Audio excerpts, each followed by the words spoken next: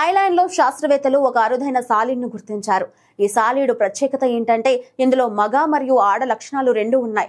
శరీరంపై రెండు వేర్వేరు రంగులు స్పష్టంగా కనిపించాయి. ఒకవైపు నారింజ రంగుతో ఆడ లక్షణాలు, మరోవైపు బూడిద రంగులో మగ లక్షణాలు స్పష్టంగా కనిపిస్తున్నాయి. శాస్త్రవేత్తల ప్రకారం ఈ సాలీడును డెమర్చస్ ఇనాజుమా అనే జాతికి చెందినదిగా గుర్తించారు. థాయిలాండ్ లోని నాంగ్రోంగ్ సమీప అటవీ ప్రాంతంలో పరిశోధకులు వేటగాళ్ల కోసం తవ్వుతూ ఉండగా ఈ అరుదైన జీవిని కనుగొన్నారు. ఈ రకమైన జీవరూపంలో మగ మరియు ఆడ లక్షణాలు ఒకేసారి ఉండడాన్ని శాస్త్రీయంగా గైనాండ్రోమార్ఫిజం అని అంటారు.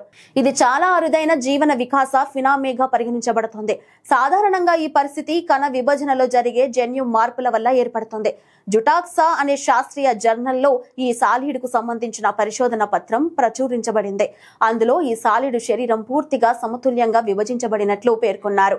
ఎడమ భాగం ఆడ లక్షణాలను, కుడి భాగం మగ లక్షణాలను కలిగి ఉంటుందని తెలిపారు.